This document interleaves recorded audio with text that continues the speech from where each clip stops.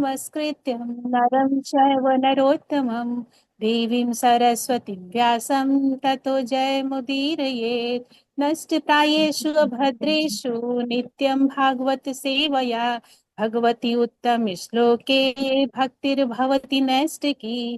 कृष्णाय वासुदेवाय देवकी नन्दनाय च नन्दगोपकुमाराय गोविन्दाय नमो नमः। मूकं करोति वाचालं पङ्गुं लङ्घयते गिरिं यत्कृपातमहं वन्दे परमानन्दमाधवम्। मंगलाचरण। ओम अज्ञानतिमिरान्धस्य ज्ञानञ्जनशलाकया चक्षुरुन्मीलितं येन तस्मै श्रीगुरुवे नमः। श्रीचैतन्यमनोभीष्टं स्थापितं येन भूतले स्वयं रूपा कदा मह्यं ददाति स्वपदान्तिकं। वन्देऽहं श्रीगुरुवा श्रीयुतपदकमलं श्रीगुरुवान् वैष्णवांश्च श्रीरूपं साग्रजातं सगण रघुनाथान्वितं तं सजीवम् साद्वैतं सावधूतं परिजनसहितं कृष्ण चैतन्य देवं श्री राधा कृष्ण पादान् सगण ललिता श्री विशाखान्तांश्च। हे कृष्ण करुणा सिंधु दीनबंधु जगतपते गोपेश गोपिका कांत राधा कांत नमस्तुते। तप्त कांचन गौरांगी राधे वृंदावनेश्वरी वृषभानुसुते देवी प्रणमामि हरिप्रिये।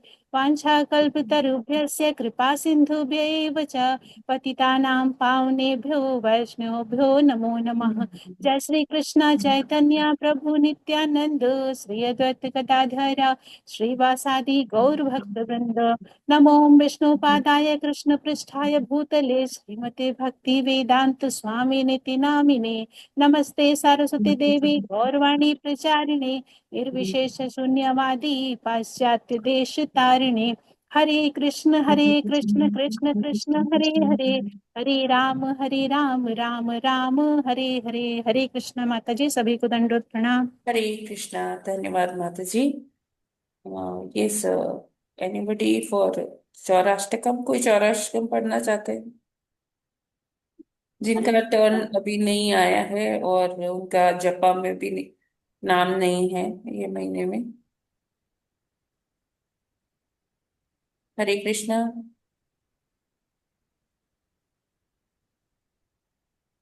हरे कृष्णा माता। हरे कृष्णा माता जी। और हाँ, आप लोग को याद दिला दूं कि आज जो पारण का समय है ना, वो 7:08 तक ही है। तो आप लोग अपना अपना वो इंतजाम कर लीजिए पारण करने के लिए।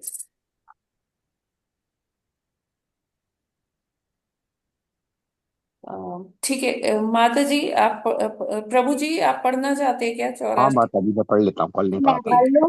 चौराष्टकम। ब्रजे प्रसिद्धम नवनीत चौरम गोपांगनाना शदुकूल चौरम अनेक जन्मार जित पाप चौरम चौराग्रगण्यम पुरुषम नमामि। श्रीराधिकाया हृत्यस्य चौरम नवाम्बुदश्यामलकान्तिचौरम् पदाश्रिताना च समस्ति चौरम् चौराग्रगण्यं पुरुषं नमामि। अकिञ्चनीकृत्य पदाश्रितय करोति भुक्षुं पथिगेहहीनम् केनाप्यहो भीषणचोर इद्रग द्रष्टश्रतो वा न जगत्त्रयेऽपि यदीयनामापि हरत्यशेषं गिरिप्रसादरान् अपि पापराशीन् आश्चर्यरूपो ननु चोरैदग द्रष्टुश्रतो वा न मया कदापि धनं च मानं च तथेन्द्रियाणि प्राणश्च त्वा मम सर्वमेव पलायसे कृतघ्रतोऽध्य चोर त्वं भक्तिदाम्नासि मया निरुद्ध क्षीणसि घोरं यशपापबन्धं यमपापबन्धं भीनसि भीमं भवपाशबन्धम् क्षीणसि सर्वस्य समस्तबन्धं नैवात्मनो भक्तकृतं तु बन्धम् मन्मासे तामसराशि घोरे कारागृहे दुःखमये निबद्ध लभस्व हे चौर हरे चिराय स्वचौर्य दोषोचितमेव दण्डम् कारागृहे वस सदा हृदय मदीये मद्भक्ति पाश दृढ़बंधन निश्चल सन त्वां कृष्ण हे प्रलय कोटि शतांतरे अपि सर्वस्य चौर हृदयाय नहि मोचयामि इति श्री बिल्ब मंगल ठाकुर विरचितम चौराष्टकम संपूर्णम। हरे कृष्ण। हरे कृष्ण। धन्यवाद सुमन जायसवाल माता जी, राजलक्ष्मी माता जी और डॉक्टर जगत्यानी प्रभु जी, आप लोग का बहुत बहुत धन्यवाद आज का मॉर्निंग प्रेयर्स और जप करने के लिए। हरि बोल। सभी डिवोटीज का हार्दिक अभिनंदन है आज के इस्कॉन अयोध्या के प्रातःकालीन जप सत्र में। हरे कृष्णा। हरे कृष्णा। दंडवत प्रणाम माता जी। सभी को दंडवत हरे प्रणाम। कृष्णा। दंडवत प्रणाम माता जी माता जी। आप सबको धन्यवाद। तो अभी समय हो गया प्रभुपाद जी की कोट का। लेट्स सी आज प्रभुपाद जी क्या संदेश देते हैं। प्रभुपाद जी कहते हैं आज 22 जुलाई, धनी धनी व्यक्ति के पुत्र के पास करने के लिए कुछ नहीं होता तो उसका दिमाग शैतान का घर बन जाता है। लंदन, 22 जुलाई 1973। वो प्रभुपाद जी भगवत गीता का प्रवचन दे रहे थे लंदन के मंदिर में। और प्रभुपाद जी बताते हैं कि जब धन संपत्ति बहुत ज्यादा होती है, एक व्यक्ति खूब धन कमा रहा है, खूब धन कमा रहा है, तो जो उसकी संतानें होती है तो वो सोचती है कि ठीक है हमारे पास तो सब सुख सुविधाएं है, सब कुछ है, कुछ करने का क्या जरूरत है। तो उसमें क्या होता है कि मन बहुत एक रोल प्ले करता है और वो उस संतान को ऐसे पिक्चर दिखाता है कि हाँ तुम्हें ये सब ऐसा कर सकते हो, ऐसा कर सकते हो, खूब भोग विलासिता का जीवन तो है ही। उस उसमें क्या होता है कि उसका जो दिमाग है वो इस धन को कैसे व्यय किया जाए, उसको कैसे लगाया जाए, मन उसको कई सारे ऑप्शंस देता है। और ये व्यक्ति जो है उसका दिमाग जो है नेगेटिव वे में चलता है और वो कभी व्यसन की तरफ हो जाता है, कभी जो अभक्ष्य पदार्थ है वो खाने के लिए आतुर हो जाता है। और कभी जो है जो मतलब चार नियम है ना, वो चार नियम को भंग करने में ही ये मन लगता है, क्योंकि कलयुग इसी में वास करता है ना। कलयुग का वास जो है, परीक्षित महाराज ने क्या बताया था कि जो जहाँ मांसाहार होता हो, जहाँ नशा किया जाता हो, जहाँ अवैध स्त्री पुरुष संग हो, या फिर जहां पर जुआ खेला जाए, तो ये था, है ना। तो परीक्षित महाराज के टाइम में ये चारों जगह थी नहीं। तो उस कलयुग ने पूछा परीक्षित महाराज से कि मैं ये चारों स्थान तो यहाँ आपके राज्य में है नहीं, मैं कहाँ जाऊं। तब परीक्षित महाराज ने उन्होंने बोला कि जो अवैध रूप से धन कमाया जाता है, तुम जाकर उसमें अपना वास कर लो। हाँ, और जो अवैध रूप से संपत्ति होती है, सोना है, इस तरह की चीज है, तुम उसमें अपना वास कर लो। तो कलयुग ये चार चीजों में तो है ही, उसमें भी है। जो अवैध रूप से धन संपत्ति, अ, ये सोना चांदी, इसमें ये सब संचय करते हैं, तो उसमें भी कलयुग होता है। तो ये जो धनी व्यक्ति की संतानें हैं, उनको ये है कि हमारा फ्यूचर सिक्योर है, हमें कुछ और करने का जरूरत नहीं है। हाँ, देखिए ऐसे भी होते हैं धनी व्यक्ति जो अ, धर्म धर्म की तरफ उनका फोकस होता है, इंक्लाइंड होते हैं धर्म की तरफ। तो उनकी संतानें भी शुरू से वो देखती है, तो उनके पास ठीक है, वो उनकी बुद्धि वो मलिन होने से बची रहती है, क्योंकि घर में धर्म पुण्य का काम हो रहा है, धर्म युक्त कार्य हो रहा है।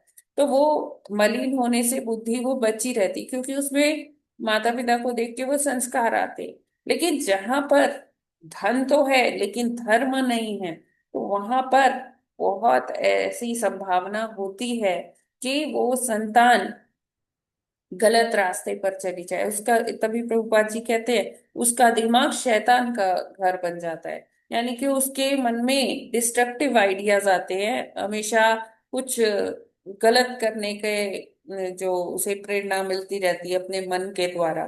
तो ऐसा क्या होना चाहिए कि जो भी हमें पता रहे कि ये जो भी धन है, संपत्ति है, ये सब किसकी है? ये सब भगवान की है। भगवान ने हमें थोड़े टाइम के लिए दिया है उसका केयर करने के लिए, और उस धन संपत्ति से धर्मार्थ कार्य करने के लिए, धर्म को आगे ले जाने के लिए। तो हमें ये धन संपत्ति एक तरह से लीज पर मिली है, और इस धन संपत्ति को कैसे हमें, जो लक्ष्मी है, वो भगवान की सेवा में ही लगानी चाहिए। जो धन है भगवान की सेवा में ही लगाना चाहिए, तभी वो लक्ष्मी तभी सार्थक है। तो जब हम, प्रभुपाद जी ने इसीलिए ये पूरे विश्व में घूम घूम कर ये प्रचार किया कि हमें कृष्ण भावना भावित होना चाहिए। कृष्ण भावना भावित होंगे तो जो जो भी धनी मानी व्यक्ति हैं, वो अपना धन जो है कहाँ हर उसको अपना जीवन ऐसे जिएंगे कि अपना धन जो है वो भगवान की सेवा में ही लगाएंगे। और ये केवल धनी व्यक्ति के लिए नहीं है, ये उन व्यक्तियों के लिए भी है जिनके पास लिमिटेड रिसोर्स है, जिनके पास बस उनकी जीवन चलाने के लिए धन है ना। बस वो जो कमा रहे हैं वो सब लग जा रहा है परिवार के पोषण में, उनकी हेल्थ की दवाई ये सब करने में, और थोड़ा बहुत जितना हो पाए दान करने में। तो ये सभी के लिए है। जिसके पास ज्यादा पैसे है उसके लिए भी, जो धनी है, जो धनी नहीं भी है उसके लिए भी है कि कृष्ण भावनामृत का वो अंगीकार करे अपने जीवन में। और अपने धन को, जो धन के जो स्वामी हैं, जो लक्ष्मी पति हैं, उनकी सेवा में ही धन प्रयोग किया जाए। तो हम कैसे ये कर सकते हैं? कृष्ण भावनामृत का विज्ञान हमें सिखाता है कि हम जो कुछ भी उस धन से ला रहे हैं वो भगवान को अर्पण करें, भगवान को समर्पित करें, और फिर भगवान को भोग लगाकर ही हम उसे पाएं। तो प्रसाद के रूप में हम ग्रहण करें। तो इस तरह से क्या है कि हम भगवान की तुष्टि के लिए ही सारे कार्य करें। तो जब ऐसी संस्कार जब व्यक्ति सिखाता है अपने पुत्रों को, पुत्रियों को, हाँ, तो वो जो संतानें हैं वो कुमार्ग पर जाने से बच जाती हैं। क्यों? क्योंकि उनके अंदर, उनके माता पिता के थ्रू ये संस्कार उनके अंदर रोपित किए जा रहे हैं। और जो धन है वो धन कहीं मतलब ऐसे क्या है कि धन जो है आप जो संतानें हैं वो इधर उधर यूज कर सकती है। जो धनी व्यक्ति है वो भी अपने धन का जो है व्यसन के लिए इस्तेमाल कर सकता है, किसी ऐसे कार्य के लिए इस्तेमाल कर सकता है जैसे जुआ है ना, लॉटरीज है, इसलिए इस तरह से इस्तेमाल कर सकता है। तो वो धन में भी क्या है, वो कलयुग का वास होता है, तो इससे सबकी बुद्धि जो है वो मलिन हो जाती है, वो कलयुगी बुद्धि हो जाती है, और फिर वो डिस्ट्रक्टिव माइंड हो जाता है, वो जिसको कहते हैं खुराफाती दिमाग हो जाता है। तो ये इससे बचने के लिए अपने को सही मार्ग पर रखने के लिए, अपने लक्ष्मी को सही उद्देश्य के लिए हमें यूज करना चाहिए, और सदैव लक्ष्मी को लक्ष्मीपति का अ, धन मानकर, लक्ष्मी मानकर हमें उसे ऐसे प्रयोग करना चाहिए कि भगवान ने ये हमें कुछ काल के लिए दिया है, तो हमें इसका सही से उपयोग करना है। हरे कृष्णा। जगत गुरु श्रील प्रभुपाद की श्रील जय। प्रभुपाद की जय। हरे कृष्णा। तो कल हम लोगों ने पढ़ा था भागवतम में भगवान की सुंदरता 14 का वर्णन नंबर किया। ना श्लोक, जी जी माता जी, 15 नंबर। 15 नंबर, यस माता जी, थैंक यू। बात करें। तो इसमें भगवान कपिल देव जी वर्णन करते हैं कि किस प्रकार अ, हम धारणा बना सकते हैं, जो कि फिर हम्म हमें ध्यान के लिए बहुत आवश्यक है कि हम पहले धारणा बनाएं कि भगवान कैसे दिखते हैं, तभी हम उनका ध्यान हम्म कर पाएंगे। अन्यथा ध्यान करेंगे क्या जब हमें उनके बारे में, उनकी भाव भंगिमाओं के बारे में नहीं पता होगा, उन्होंने कैसे वस्त्र, कैसे आभूषण धारण किए ये नहीं पता होगा, तो हम ध्यान किस पर करेंगे।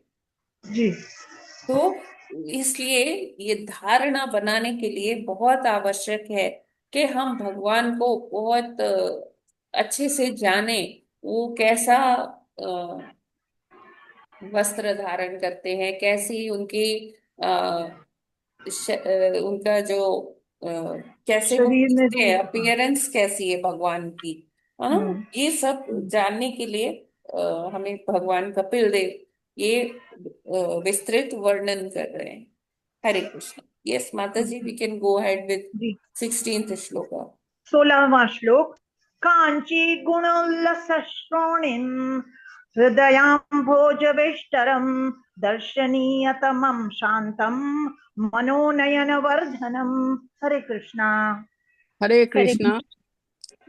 कांची गुणोल्लस श्रोणीम हृदयाम्भोज बिष्टरम दर्शनीयतं शांतं मनोनयनं वर्धनम। हरे कृष्णा। हरे कृष्णा। माता जी दंडवत प्रणाम, सभी भक्तों को दंडवत प्रणाम। श्लोक 16। मतलब ये एक ही लाइन का है कि ऊपर है एक लाइन? कांची गुणो, माता जी ऊपर है ना एक लाइन ये? हाँ हाँ, यस माता जी, जी। वो हरे एक कृष्णा। लाइन एक पेज पे है, दूसरी लाइन दूसरे पेज पर है। हरे कृष्णा। माता जी दंडवत प्रणाम, सभी भक्तों को दंडवत प्रणाम। कांची गुणोल्लसच्छोणिं हृदयाम्भोजविष्टरम् दर्शनीयतं शान्तं मनोनयनवर्धनम्। हरे कृष्णा। हरे हरे कृष्ण। कृष्ण। काञ्ची गुणोल्लसच्छोणिं हृदयाम्भोजविष्टरं दर्शनीयतं शान्तं मनोनयनवर्धनम्। हरे कृष्ण, सादर प्रणाम। कांची गुणोल्लसत्श्रोणी हृदयाम्भोजविष्टरम् दर्शनीयतम शांतम मनोनयनवर्धनम। हरे कृष्णा। सभी को दंडवत प्रणाम। हरे कृष्णा माता जी। कांची गुणोल्लसस्य शिक्षोणी हृदयाम्भोज विष्टम दर्शनीयतमं शांतम मनोनय वर्धनम। हरे कृष्णा माता जी। हरे कृष्णा। कांची गुणोल्लास क्षोणिम हृदय हृदयाम्भोजविष्टरम् दर्शनीयतम शांतम मनोनयन वर्धनम। हरे कृष्णा। सभी को दंडवत प्रणाम। हरे कृष्णा। हरे कांची कृष्ण गुण लसच्छोणिम हृदयाम्भोजविष्टरम दर्शनीयतमं शांतम मनोनयन वर्धनम। हरे कृष्णा। माता जी दंडवत प्रणाम। सभी भक्तों को सादर प्रणाम। हरे कृष्णा कांची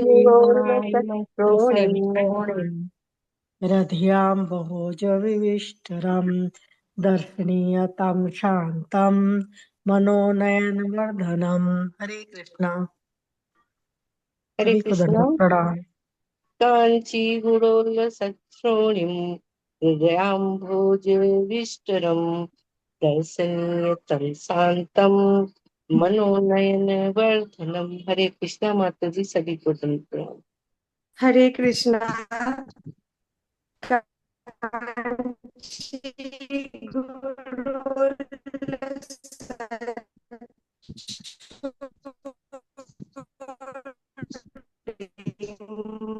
हृदयाम्भोजविष्टरम् दर्शनीयतनम्।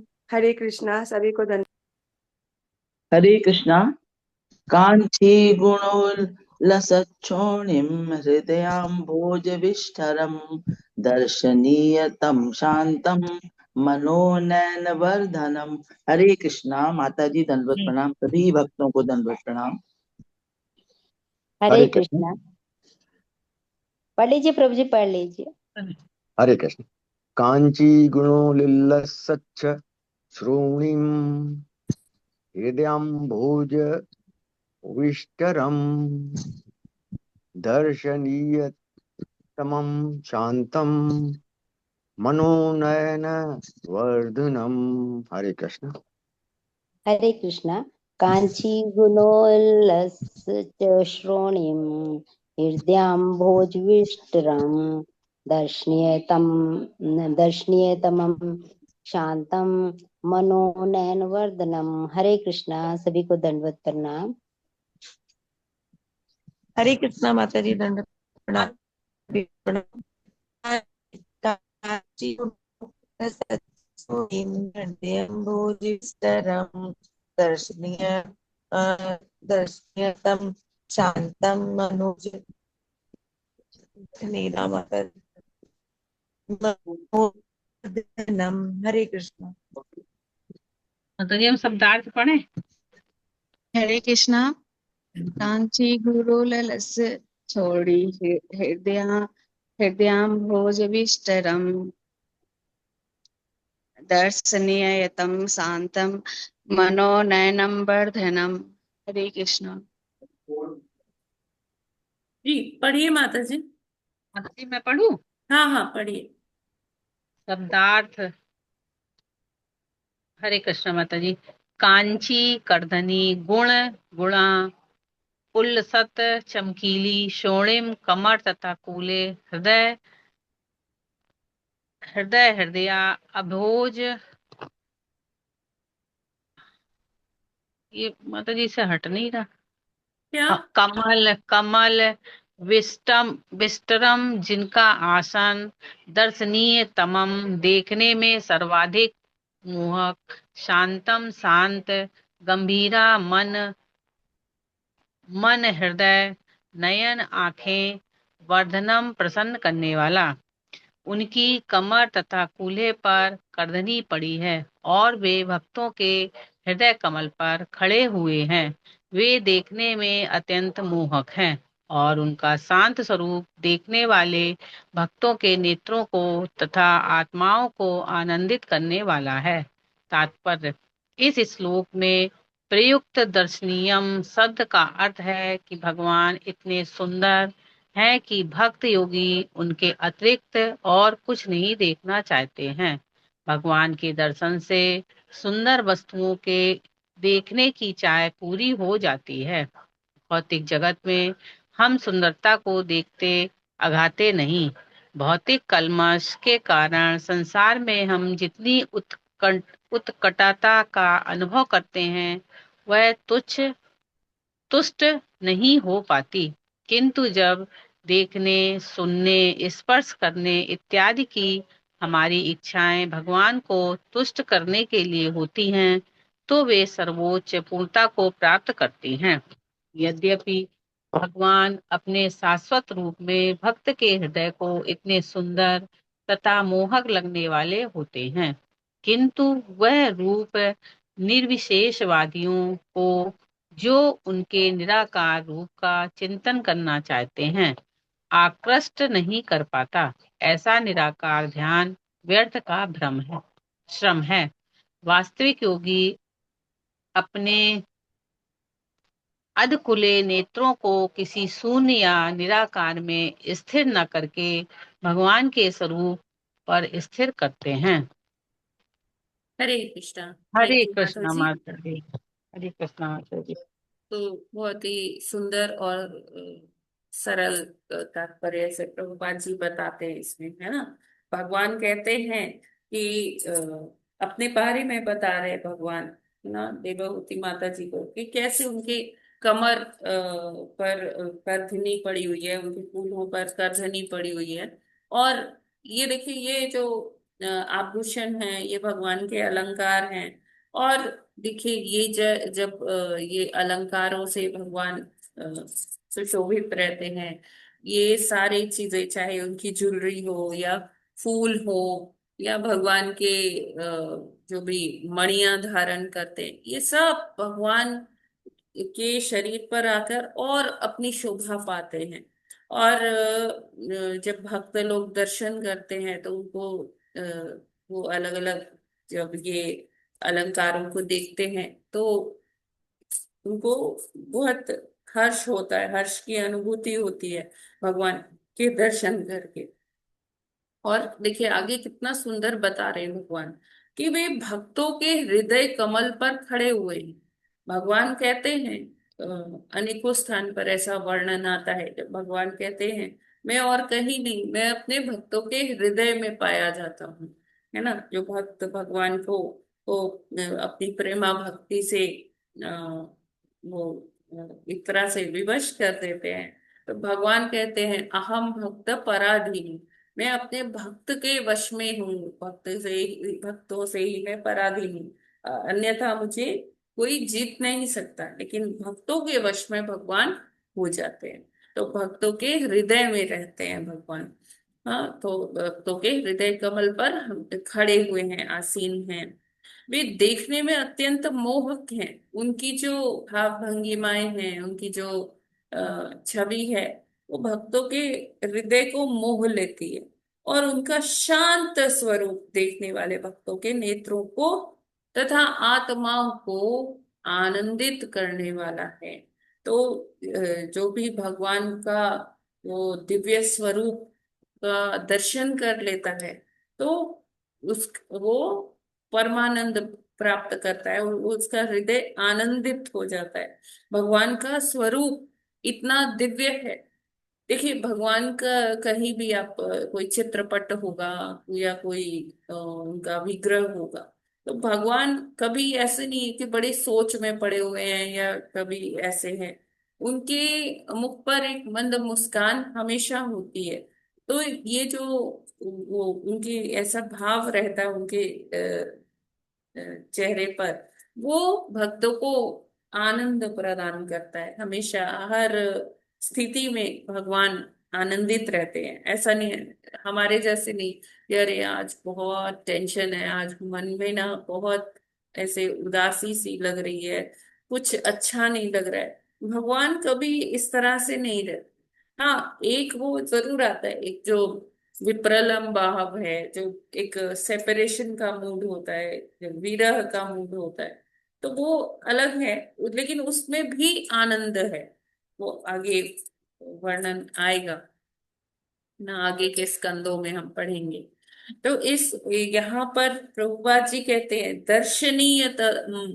ये जो शब्द है, ये इसका अर्थ है कि भगवान इतने सुंदर हैं कि भक्त योगी उनके अतिरिक्त और कुछ नहीं देखना चाहते। तो ऐसा वर्णन आता है कि जब श्रीमती राधा रानी का आविर्भाव हुआ, तो जब वृषभानु जी उनको उस दिव्य कमल से उठाकर अपने घर में लेकर आए। हाँ, कीर्तिदा महारानी ने को दिया। तो इतनी सुंदर वो कन्या थी, इतनी सुंदर, और वो भी क्यों ना, वो श्रीमती राधा रानी थी। तो इतना मतलब तप तक कांचन रूप, और इतना इतनी मतलब मोहक कन्या, इतनी सुंदर कन्या, तो दोनों ही फूले नहीं समाये। लेकिन उनकी एक चिंता भी हो गई कि वो कन्या जो है अपने नेत्र ही नहीं खोल रही थी। क्यों? क्योंकि अब श्रीमती राधा रानी को और कुछ देखने का है ही नहीं, है ना। उनको ये है कि वो सबसे पहले जब अपनी ये जब लीला करने आई हैं, तो उनको सबसे पहले कौन किसको देखना था? श्री कृष्ण को देखना था। तो इतने लोग आ रहे थे उनके घर में दर्शन करने इस सुंदर कन्या का, लेकिन वो अपने नेत्र नहीं खोली। जब भगवान आए तभी श्रीमती राधा रानी ने अपने नेत्र खोले, और सबसे प्रथम दर्शन किसका किया उन्होंने? श्री कृष्ण भगवान जी का किया। दोनों ही बाल स्वरूप में थे। हाँ, लेकिन श्रीमती राधा रानी को ये था कि वो पहले, सबसे पहले कृष्ण जी का ही दर्शन करें। तो जैसे अम्बरीश महाराज है, वो कहते हैं हमें अपनी सारी इंद्रियों को भगवान की सेवा में लगाना चाहिए। तो आंखों से वो क्या देखना चाहते हैं? आंखों से वो भगवान का श्रृंगार देखना चाहते हैं, भगवान का रूप देखना चाहते हैं, भगवान की भाव भंगिमाएं अपने अंदर वो धारण कर लेना चाहते हैं। तो जब तक हम ये सब धारण नहीं करेंगे, ये धारणा नहीं बनाएंगे, हम सुनेंगे नहीं प्रामाणिक गुरु से, तो जब तक हम ये नहीं जानेंगे कि कैसे दिखते हैं हमारे भगवान, तब तक हम ध्यान कैसे लगाएंगे। तो उसी के लिए है कि हम अपनी जो इंद्रियां हैं भगवान पर केंद्रित करना चाहते हैं, तो उसके लिए हमें भगवान के बारे में पता होना चाहिए।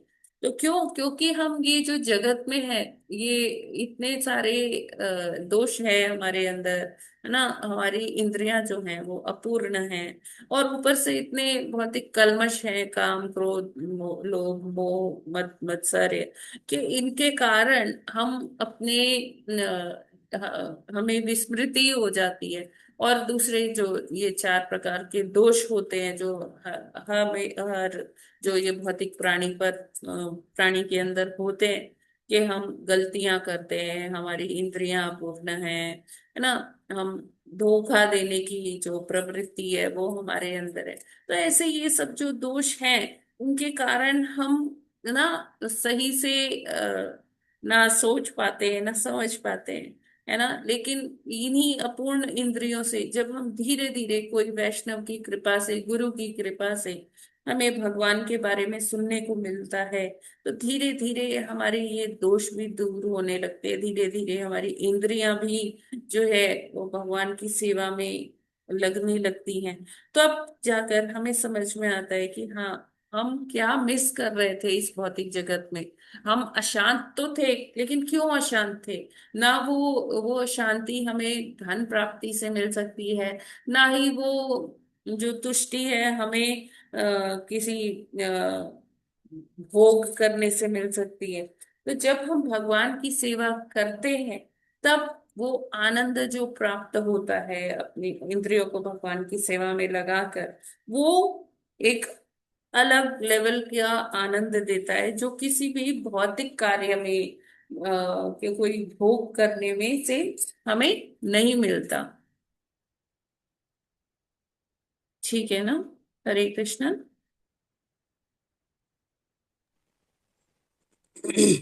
हाँ, दूसरी जी चीज माता इसमें, जी हाँ, माता एक जी चीज और समझ में आया। बताई है यहाँ प्रभुपाद जी ने, कि अब जैसे जो निर्विशेषवादी हैं वो अपना ध्यान कहाँ लगाते हैं? वो ध्यान अपना ब्रह्म में लगाते हैं, भगवान के शरीर जी से जो निकला हुआ प्रकाश ज्योति। है ना, वो निराकार रूप में अपना ध्यान केंद्रित करते हैं। कहते हैं कि वो जो प्रकाश पुंज है, केवल उसमें अपना ध्यान जो है आप केंद्रित करिए।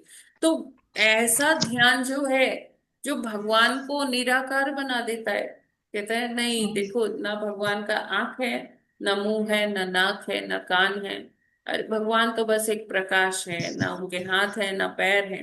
तो ये तो भगवान के प्रति अपराध हुआ कि जिन जी भगवान ने हमें ये शरीर दिया, ये सारा ये प्रकृति दी, हम भोग कर रहे हैं यहाँ पे, और हम भगवान को कह रहे हैं कि भगवान तो ना कुछ खा सकते हैं, ना कुछ देख सकते हैं, ना सुन सकते हैं, वो तो बस एक प्रकाश है। तो ये एक ना अपराध भी है ऐसा सोचना। तो वो भगवान का जो रूप है वो बहुत मन मोहक है। भक्त उनके रूप के अतिरिक्त और कुछ देखना ही नहीं चाहते, है ना। तो इसीलिए यहाँ प्रभुपाद जी कंक्लूड करते हैं कि वास्तविक योगी अपने अध खुले नेत्रों को किसी शून्य या निराकार में स्थिर ना करके भगवान के स्वरूप पर स्थिर करता है। भगवान का जो रूप है वो बहुत ही मोहक है ना। उनके एक दर्शन के लिए भक्त जो है कितना अपना अपना पूरी तपस्या करते, इतना ध्यान लगाते। वो ध्यान निराकार का नहीं होता है, वो ध्यान पूर्ण पुरुषोत्तम भगवान का होता है, जिनकी आंख भी है, जिनकी नाक भी है, मुंह कान हाथ पैर सब कुछ है। और भगवान अपनी भाव भंगिमाओं से आकर्षित करते हैं अपने भक्तों को ना। तो निराकार पर ध्यान केंद्रित करना, एक तो वो बहुत नीरस भी है, उसमें कोई रस नहीं है, और दूसरे वो करने का कोई आ, मतलब नहीं है ऐसा। भक्तों ने ये प्रूव कर रखा है, हमारे जो बड़े बड़े ऋषि मुनि भक्त हुए हैं उन्होंने ये सिद्ध करा हुआ है। हरे कृष्णा। यस, आई होप ये सभी को क्लियर है ना। जी माता जी। जी माता जी, बहुत सुंदर, बहुत सुंदर। ठीक है, आगे बढ़े फिर। जी जी माता जी, किसी का 17वां कोई श्लोक। प्रश्न है या कुछ टिप्पणी है तो कर सकते हैं। हाँ माता जी, वास्तव में हम लोग जो भक्ति मार्ग का हमने जो है चयन किया है, तथा जो योगी लोग हैं उनके लिए आवश्यक है कि भगवान के संपूर्ण जो रूप का पैरों से लेकर सर तक का दर्शन करें और मन में उसको धारण करें। अधखुली आंखों से भगवान का जो है भक्ति में लगें, चाहे वो हरे कृष्ण मंत्र हो, चाहे वो जो है योगा की प्रक्रिया हो। क्योंकि भगवान तो इतने मोहक हैं कि उनको देखने सुनने स्पर्श इत्यादि करने से समस्त इच्छाएं जो हैं आध्यात्मिक हैं। भगवान तो इसलिए सारी इच्छाएं प्रकृति ने, परंतु भौतिक जगत में जब हम किसी सुंदरता को देखते हैं तो सुनने देखने और स्पर्श करने से ये इच्छाएं पूरी नहीं होती हैं। अतः निर्विशेषवादियों की तरह न होकर हमें धारणा बनाकर तथा ध्यान से या भक्ति में सेवा से हरे कृष्ण मंत्र का जप करके और अधकुली आंखों से और भगवान की भक्ति में लगना चाहिए, ताकि आध्यात्मिक मार्ग में पूर्ण रूप से हम उन्नति करते हुए और गंतव्य तक जाने में सफल हों। हरे कृष्ण माता जी। धन्यवाद प्रभु जी। हरे कृष्ण माता जी। जी माता। वो जो खुली आंखों से नाक के अग्रभाग में देखते हैं वो तो भगवान को देखते हैं ना। क्या खुली आंखों हाँ से हाँ, में जो नाक के अग्रभाग में देखते हैं वो किसका दर्शन करते हैं? भगवान का। और नहीं, जो देखिए जो अष्टांग योगी होते हैं वो ध्यान केंद्रित करने के लिए कि हमारा ध्यान कहीं और ना भटक जाए, मन कहीं और ना भटक जाए, तो वो अधखुली आंखें इसीलिए होती हैं कि अगर पूरी बंद कर लेंगे तो नींद आ जाएगी, है ना। और अगर पूरी खोल लेंगे तो हमें और विषय वस्तु दिखती रहेगी। तो इसलिए कि अधखुली आंखें रहेगी तो हमें ना ज्यादा इधर उधर का डिस्ट्रैक्शंस होंगी और ना ही हमें नींद आएगी। नहीं वो तो ठीक है, लेकिन अग्रभाग नाक के अग्रभाग में उसको स्थिर करने का मतलब अब वो केवल ध्यान कंसंट्रेशन। लगाने का मतलब है माता जी। जब नाक और के अग्रभाग पर ही देख भृकुटी दृष्टि को केंद्रित करेंगे तो वही है कि उससे ध्यान भटकेगा नहीं माता जी। और दर्शन जो है भृकुटी के बीच में करना है। क्या माता जी? दर्शन भृकुटी दोनों भौं के बीच में। वो अष्टांग योगी माता जी करते हाँ हैं, हाँ हाँ, वही है वही ना। अष्टांग। हाँ जी। हाँ, बाकी जो भक्त हैं वो तो भगवान के नाम का जप करते रहते हैं और अधखुली आंखों से उनको अपने नेत्रों से भगवान के दर्शन ही होते रहते हैं। और ये जैसे मीराबाई भी तो शुद्ध भक्त थी, फिर वो उनके लिए क्यों आता है कि वो उनके शरीर में प्रवेश कर गई, मतलब ब्रह्म ज्योति में चली गई, ये है ना उसका मतलब। देखिए माता जी, जो हमारे परंपरा में आचार्य ने ऐसा कभी कहीं डिस्क्रिप्शन नहीं दिया। तो मतलब मीराबाई जी का, हाँ वो बहुत शुद्ध भक्त थी, यस। लेकिन वो कहाँ गई मैं इसमें टिप्पणी नहीं कर सकती, मैंने सुना ही नहीं कभी ना ऐसे, मतलब लेक्चर में ऐसे नहीं सुना। वैसे तो उनकी स्टोरी ऐसे अप्रामाणिक रूप से सुनी है, लेकिन ऐसे किसी महाराज जी का या किसी वैष्णव का लेक्चर में ऐसी बात नहीं आई है माता जी। तो मैं इस पे नहीं बोल सकती माता जी। जी जी।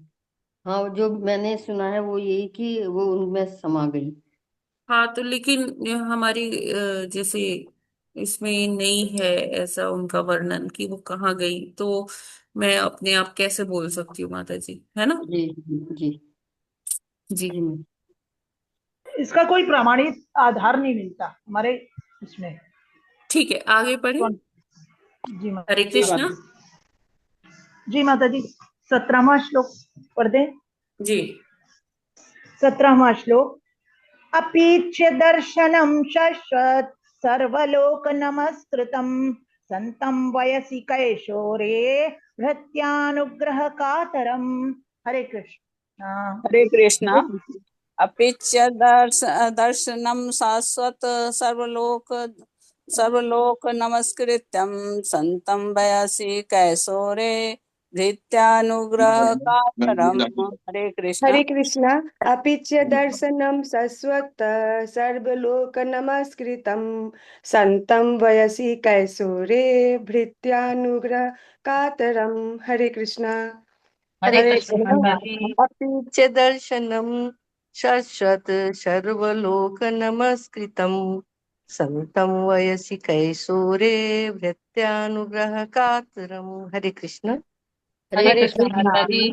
पिच्य अपी दर्शनं शश्वत् सर्वलोक नमस्कृतं सन्तं व्यसि कैशोरे भृत्यानुग्रह कातरम। हरे कृष्णा, सभी हरे को कृष्ण। दंडवत प्रणाम। अपीच्य दर्शनम शश्वत सर्वलोक नमस्कृतं संतं वयसि कैशोरे भृत्यानुग्रह कातरम। हरे कृष्ण। हरे हरे कृष्णा। कृष्ण माता जी। अपीच दर्शनम शश्वत सर्वलोक नमस्कृतम संतं वयसि कैशोरे भृत्या अनुग्रह कातरम। हरे कृष्णा। हरे हरे कृष्णा। कृष्ण माता जी। अपीच अपीच दर्शनम शाश्वत सर्वलोक नमस्कृतम संतम वयसि कैसोरे भृत्यानुग्रह कातरम। हरे कृष्ण माता जी। हरे कृष्णा। हरे कृष्ण। अपिच दर्शनम शश्वत् सर्वलोक नमस्कृतम संतं व्यसि केशोरे भृत्यानुग्रह कातरम। हरे कृष्णा। हरे कृष्णा। यद दर्शनं शश्वत् सर्वलोकन् नमस्कृतं त्रयसी कैशोरे प्रत्यानुग्रहकातरम्। हरे कृष्ण। हरे कृष्णा माता जी। पढ़ू आगे। हरे माता कृष्णा जी, माता जी। हरे कृष्ण हरे माता। कृष्णा। श्लोक का पढ़ लूं। हरे श्लोक कृष्णा श्लोक पढ़ रहे माता जी। माता जी। हरे अपीच्य कृष्ण। दर्शनम शाश्वत सर्वलोक नमस्कृतम संतं वयसि कैशोरे भृत्यानुग्रह कातरम। हरे कृष्ण। हरे कृष्णा। अपिच्य पिच्य दर्शनं दर्शनं सरस्वती सर्वलोक नमस्कृतं सन्तं वयसि कैशोरे भृत्यानुग्रह कातरम्। हरे कृष्णा। माता जी मैं शब्द अर्थ पढ़ूं। माता जी आज हमको पढ़ने दीजिए, हम भी बहुत दिन हो गया पर। माता जी मैं पढ़ लूं। हरे कृष्णा माता जी। हरे कृष्णा माता जी। यस, पढ़िए माता जी। इंदु माता जी को आज पढ़ने दीजिए। ठीक है माता जी, कोई बात नहीं। माता कोई बात जी नहीं। वहाँ कोई बात नहीं माता जी। हाँ प्रवास कर रही हैं, तो आज जुड़ी है माता जी, तो आज ठीक है पढ़। माता जी। हाँ ठीक है, ठीक है। शब्दार्थ अनुवाद एवं तात्पर्य श्रील प्रभुपाद जी के द्वारा। श्रील प्रभुपाद की जय। जय। अपित्य दर्शनम, देखने में अत्यंत सुंदर, शाश्वत शाश्वत सर्वलोक, प्रत्येक लोक के समस्त निवासियों द्वारा नमस्कृतम, पूज्य संतम, स्थित वयसे, युवावस्था में, कैशोरे, बालपन में, भृत्य, अपने भक्तों पर अनुग्रह आशीर्वाद देने हेतु कातरम, उत्सुक। अनुवाद। श्री भगवान शाश्वत रूप से अत्यंत सुंदर है और प्रत्येक लोक के समस्त निवासियों द्वारा पूजित है। वे चिर युवा रहते हैं और अपने भक्तों को आशीष देने हेतु सदैव उत्सुक रहते हैं। तात्पर्य। सर्वलोक नमस्कृतम का अर्थ यह है कि वे अपने लोक के प्रत्येक प्राणी द्वारा पूज्य है। इस भौतिक जगत में तथा साथ ही आध्यात्मिक जगत में भी असंख्य ग्रह है। इन ग्रहों में से प्रत्येक में असंख्य निवासी है जो श्री भगवान की पूजा करते हैं, क्योंकि निर्वेशवादियों को छोड़कर श्री भगवान अन्य सबके द्वारा पूज्य है। परमेश्वर अत्यंत सुंदर है। यहाँ शाश्वत शब्द महत्वपूर्ण है, क्योंकि ऐसा नहीं है कि वे भक्तों को सुंदर लगते हैं, किंतु अंततः निराकार है। शाश्वत का अर्थ है सदैव विद्यमान। यह सौंदर्य क्षणिक नहीं है, यह चिर स्थायी है। वे चिर युवा रहते हैं। ब्रह्म संहिता 5.33 में यह भी कहा गया है, अद्वैत मच्युतम, अनादि मनत रूपम, आधम पुराण पुरुषम, नव यौवन च, मूल पुरुष अद्वितीय हैं, फिर भी वे कभी वृद्ध नहीं लगते। वे तरुणावस्था के समान सदैव तरोताजा लगते हैं। भगवान की भाव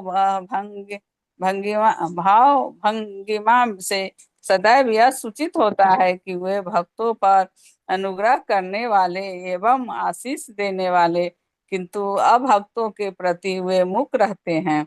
जैसा कि श्रीमद् भगवत गीता में कहा गया है, पूर्ण पुरुषोत्तम भगवान होने के कारण वे सबों पर संभाव रखते हैं, क्योंकि सभी जीव उनके पुत्र हैं। किंतु जो लोग भक्तिमय सेवा में लगते हैं, वे उन पर विशेष कृपालु रहते हैं। इसी भाव की यहाँ पुष्टि हुई है कि वे भक्तों को सदैव आशीर्वाद देने हेतु आतुर रहते हैं। जिस प्रकार भक्त पूर्ण पुरुषोत्तम भगवान की सेवा करने हेतु सदैव उत्सुक रहते हैं, उसी प्रकार भगवान भी अपनों शुद्ध भक्तों के ऊपर आशीषों की वर्षा करने हेतु अत्यंत उत्सुक रहते हैं। हरे कृष्णा। श्रील प्रभुपाद की जय। Hare Krishna. Hare Krishna. Thank you so much माता जी। तो माता जी आप वहां भी भागवतम लेकर गई है ना बुक? नहीं माता जी, वो मोबाइल में है ना PDF ये सब। अच्छा अच्छा। अभी तो हम आ गए, मुजफ्फरपुर आ गए माता जी। अच्छा अच्छा। ओके, हरी बोल। संडे को आ गए ना यहाँ। जय। ठीक है। तो यहाँ पर भगवान कपिल देव क्या बता रहे हैं कि जो भगवान का शाश्वत रूप है, वो शाश्वत रूप का मतलब कि ये रूप ऐसा नहीं है कि हाँ भगवान ने कभी ले लिया फिर वो रूप छोड़कर फिर अपना निराकार हो गए, ऐसा नहीं है। जैसे जो इम्पर्सनलिस्ट हैं, जो निर्विशेषवादी हैं, वो क्या मानते हैं? वो कहते हैं कि जो भगवान यहाँ लीला करने आते हैं ना, तो वो एक्चुअल में तो प्रकाश रूप है, प्रकाश पुंज है ना, निर्विशेष ब्रह्म है। जैसे अभी हमने डिस्कस किया कि वो लोग क्या मानते हैं कि ना उनका कोई इंद्रिय है, ना मतलब आंख कान नाक मुंह कुछ नहीं है, हाथ पैर भी कुछ नहीं है, बस वो एक प्रकाश है ना। वो मतलब उनमें कोई वो नहीं होता है, कोई इमोशंस नहीं है, कुछ नहीं है ना।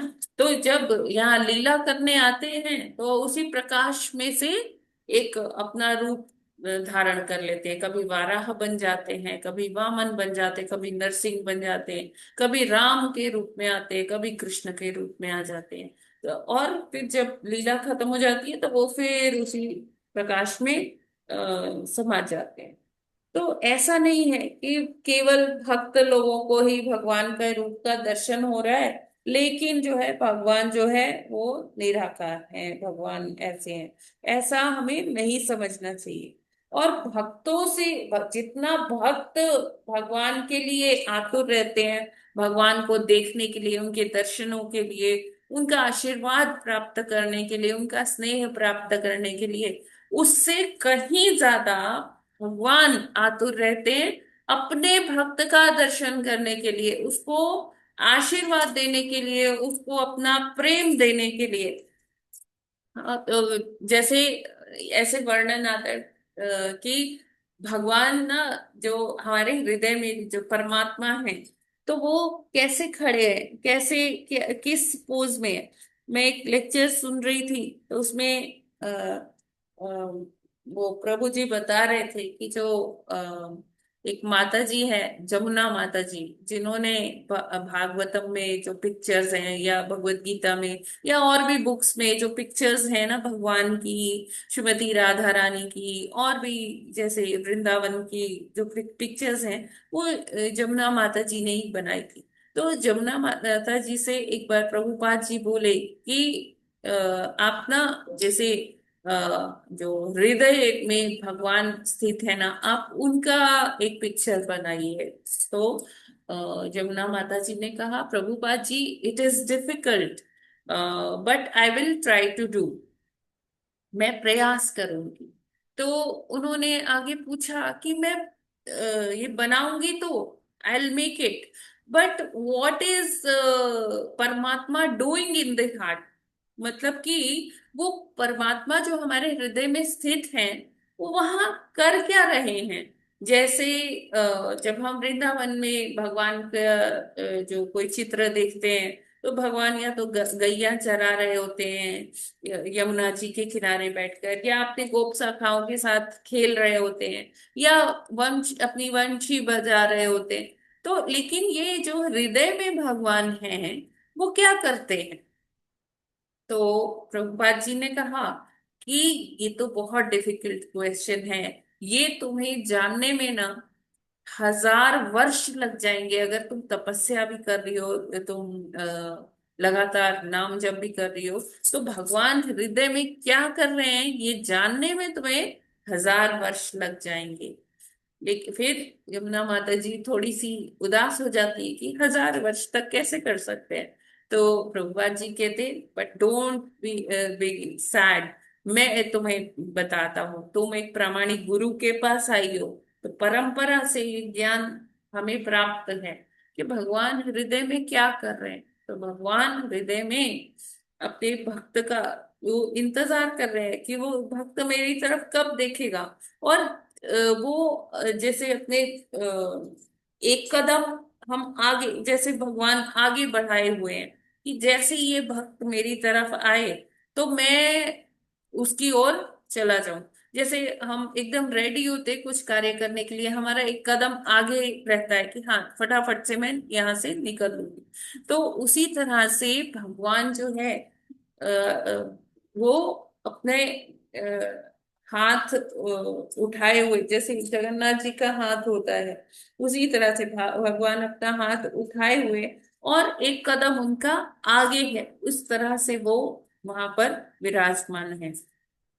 तो भगवान इसलिए कहा जाता है कि जितना जीव भगवान से मिलने के लिए आतुर है, जितना भक्त भगवान से मिलने के लिए आतुर है, उससे कहीं कहीं ज्यादा भगवान की आतुरता है अपने भक्त से मिलने के लिए। वो उसी तरह से जैसे एक पिता अपनी खोई हुई संतान से मिलने के लिए इतना आतुर है, इतना ज्यादा उनको वो भाव आ रहा है कि कब मिलेगी मेरी संतान, कब मिलेगी। तो उसी तरह से भगवान जो है अपने भक्तों के लिए बड़े उत्सुक रहते हैं। और वो क्या है, उनका जो वो चिर युवा है, उनका जो यौवन है, वो हमेशा मतलब 16 साल से के बालक की तरह वो लगते हैं। उनकी जो भाव भंगिमाएं हैं, वो ऐसे वो आदि पुरुष हैं, लेकिन वो कैसे लगते हैं, हमेशा चिर यौवन रहते हैं, है ना, चिर युवा रहते हैं। ठीक है, ये क्लियर है। हरे कृष्ण माता जी। जी माता जी, बहुत सुंदर। हरे कृष्ण माता जी। क्वेश्चन है एक, लेकिन ये आया है कि भगवान हृदय में स्थित रहते हैं और क्या करते हैं। तो मास्टर माता जी, शास्त्रों में भी ये आया है कि भगवान जो है साकार रूप तो है ही है, लेकिन हृदय में भी जो भगवान मौजूद रहते हैं, स्थिर रहते हैं, वो अंगुष्ठ नाप के हैं, बड़ी उंगली के कोने से लेकर और अंगूठे की कोने तक। तो भगवान तो सब तरह से ही साकार हैं। भगवान की बंधु, भगवान कितने महान हैं कि जैसे भक्त आतुर रहते हैं भगवान की भक्ति करने के लिए, वैसे ही भगवान जो है उनको आशीष देने के लिए वर प्रदाता हैं, रहते हैं। वो सबके लिए संभाव रखते हैं, परंतु आशीष और वरदान जो है भक्तों के लिए हमेशा आतुर रहते हैं। तो ऐसे भगवान के चरण कमलों में जाकर हमें भगवान की सेवा करनी चाहिए। माता जी, प्रश्न ये है कि भगवान समस्त जो ग्रह हैं आध्यात्मिक तथा भौतिक सब समस्त जगत में असंख्य ग्रह हैं, और सब प्रभु में जो है प्रभु जी जरा जल्दी करिए, क्योंकि ना पारण का समय होता जा रहा है। हाँ अच्छा माता जी, शॉर्ट में, सब ग्रहों में प्राणी रहते हैं, तो सबके द्वारा पूजित हैं। तो सिर्फ मनुष्यों के द्वारा पूजित हैं कि अन्य प्राणी भी भगवान की पूजा करते हैं? सब प्राणियों द्वारा पूजित है, यहाँ ये देखिए, आया यहाँ है। चर्चा हो रही है कि बहुत सारे अनंत लोक हैं, है ना, और हर लोक में भगवान की पूजा होती है। ठीक है, यहाँ देखिए, हाँ, हर जीवात्मा जो है उसके अंदर भक्ति है, लेकिन सुप्त अवस्था में है। जो और योनियां हैं उसमें इतना वो चेतना नहीं रहती है कि वो भगवान की भक्ति कर पाए। यहाँ बात हो रही है कि हर जो प्लेनेट है, हर जो ग्रह है, लोक है, उसके अंदर जो मनुष्य हैं, वो जीवात्माएं हैं, वो भगवान की पूजा सेवा करती हैं, भगवान की भक्ति करती हैं। हाँ माता जी, एक्चुअली ठीक है। सब प्राणियों में मनुष्य ही इस बात में कैपेबल है को भगवान की जी पूजा वो जी करे। जी प्राणियों का बिल्कुल। मतलब मनुष्य से ही लगाया गया है। हाँ हरे जी कृष्ण। जी। यस अर्चना माता जी। हरे कृष्ण माता जी। जी हरे कृष्ण माता जी। माता जी, जो जमुना माता जी ने वो चित्र क्या बनाया था भगवान का? हाँ माता जी, बनाया ही होगा, मैंने लेक्चर में वो सुना है है। आपके पास? है? वो है आपके पास? नहीं वो माता है जी, आप ये मतलब मैंने आप? सुना ही, अब मेरे को नहीं पता कि किस बुक में बनाया है उन्होंने। अच्छा अच्छा। नहीं पता। माता जी, अगर होगा तो उसको रखिएगा, हाँ मतलब हम लोग हाँ, को श्योर दिखाई। माता जी, बिल्कुल बिल्कुल। जी थैंक यू माता जी। जी, हरि बोल। तो ठीक है, हरे आज कृष्ण। पारण का समय 7:08 तक ही है। तो सबसे अनुरोध है कि आप लोग फटाफट से पारण कर लीजिए। और हम लोग आज यहीं पर विराम करते हैं, और कल फिर जपा सेशन के लिए कल फिर 5 बजे मिलते हैं। तब तक के लिए हरे कृष्णा सभी को। ग्रंथराज श्रीमद् भागवतम की जय, जगत गुरु श्रील प्रभुपाद की जय, नामाचार्य हरिदास ठाकुर की जय, अनंत कोटि वैष्णव भक्त वृंद की जय। वांछा कल्पतरुभ्यश्च कृपा सिंधुभ्य एव च पतितानां पावनेभ्यो वैष्णवेभ्यो नमो नमः। अच्छा, ये हरे सात कृष्णा बज के माता आठ जी। मिनट तक अयोध्या के हिसाब से मैं बता रही हूँ, बाकी आप लोग अपने लोकल टाइम के हिसाब से देख लीजिए। ठीक है। हरे कृष्णा सभी हरे को। हरे कृष्ण कृष्णा माता जी। प्रणाम। माता जी, हरे दंडवत कृष्ण माता प्रणाम। जी, दंडोत प्रणाम।